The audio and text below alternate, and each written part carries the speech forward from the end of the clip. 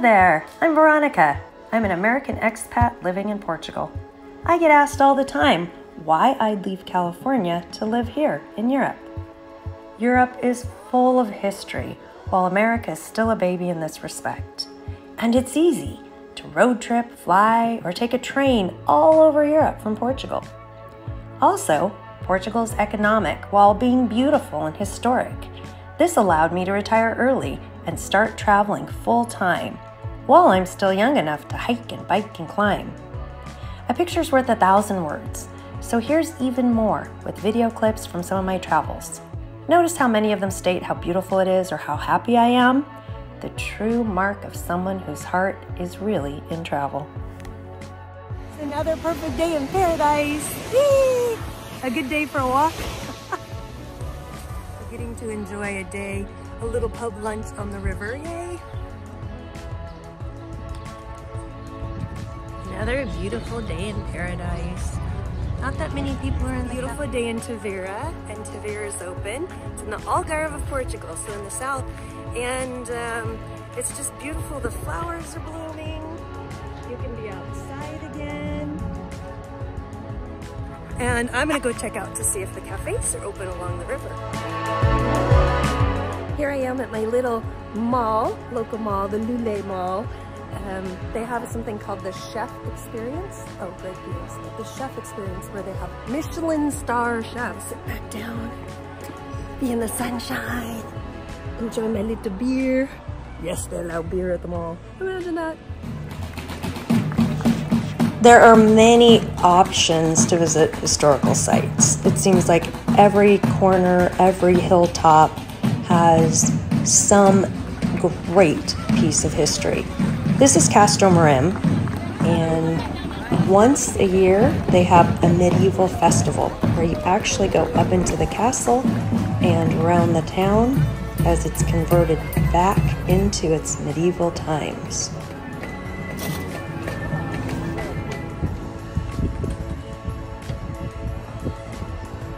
Another day in paradise. So beautiful. Going to my cafe. Cafe is open. Yippee, yippee, yippee.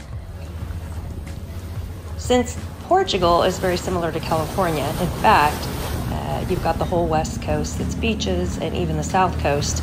I liken Portugal to the California of Europe, and then the Algarve would be similar to the Southern California of Europe.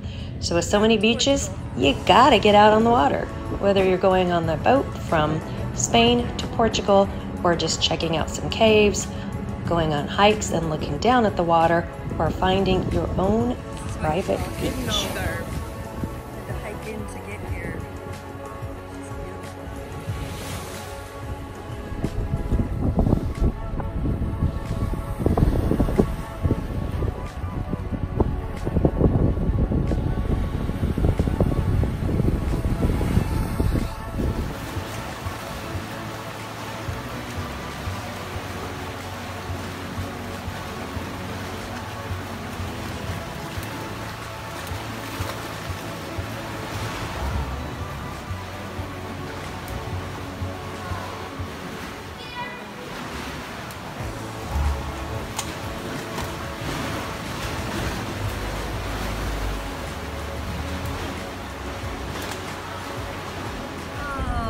Not be at the beach, but they're a river.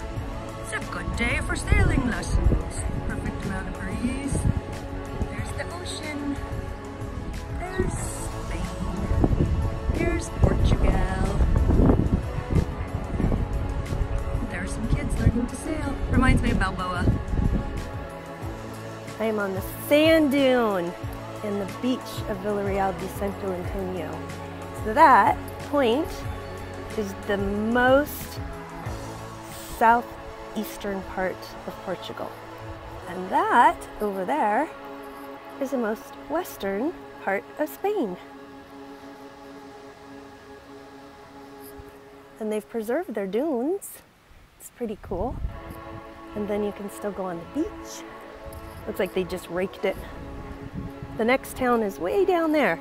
That's Montecordo. And that's where there's lots of cafes along a raised boardwalk. Whereas here, it's just super peaceful and quiet because half the people don't even know this exists.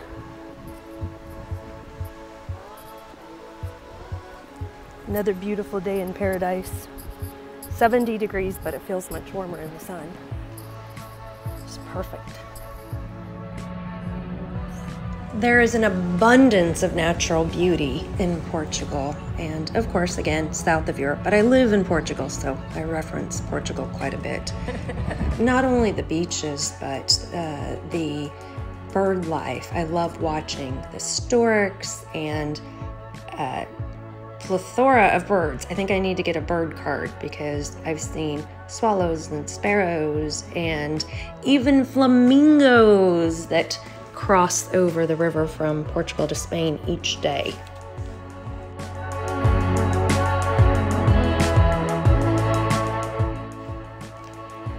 It is easy to stay in shape.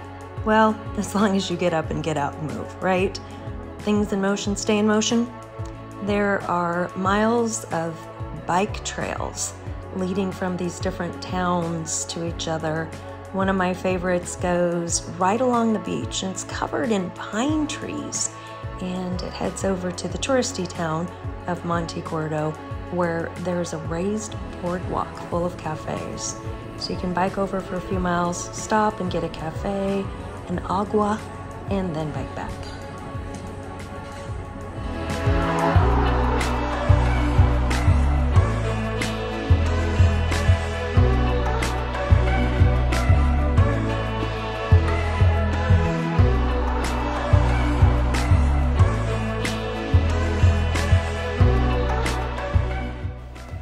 This is my town, Vila Real de Santo Antonio. It's in the most southeast corner of Portugal. It has a view across the river to Spain. And it's a royal town, built on a grid pattern, full of shops and cafes. It has a real heart and soul, a city square where you can have a refreshing beverage and watch as people enjoy the center of town. Or you can join in. There always seems to be some sort of event, parade, holiday going on in town.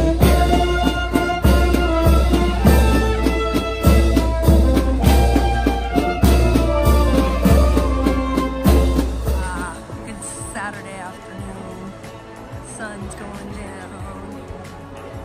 No one's out to eat yet. It's so early, 5. Some shopping.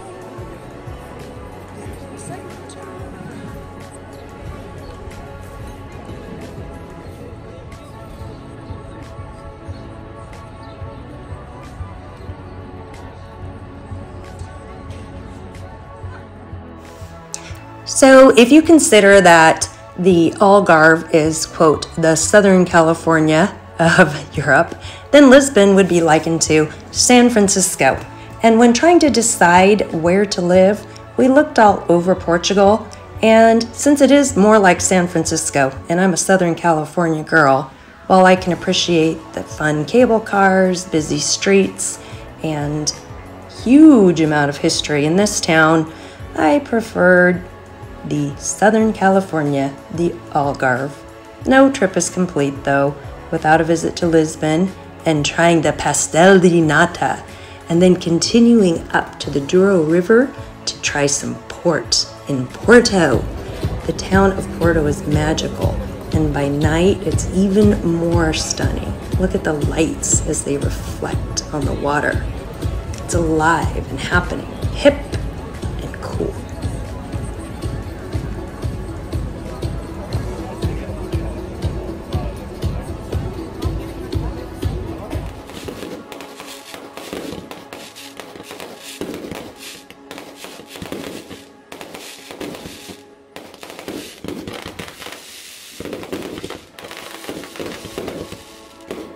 There always seems to be some sort of festival going on. A parade, a religious holiday, a government holiday.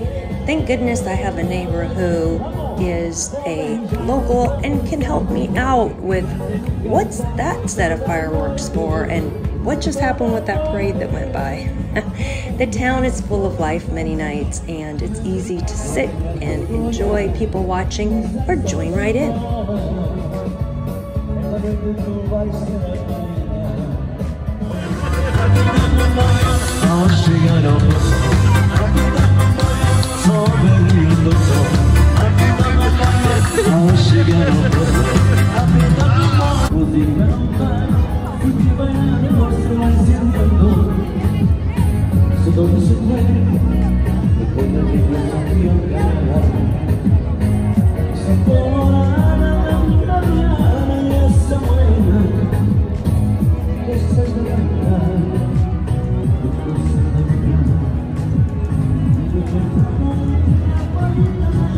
Nothing like 11 p.m. on a Saturday night.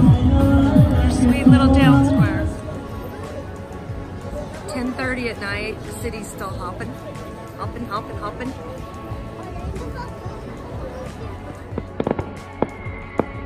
Fireworks across the street. Well, I guess across the river.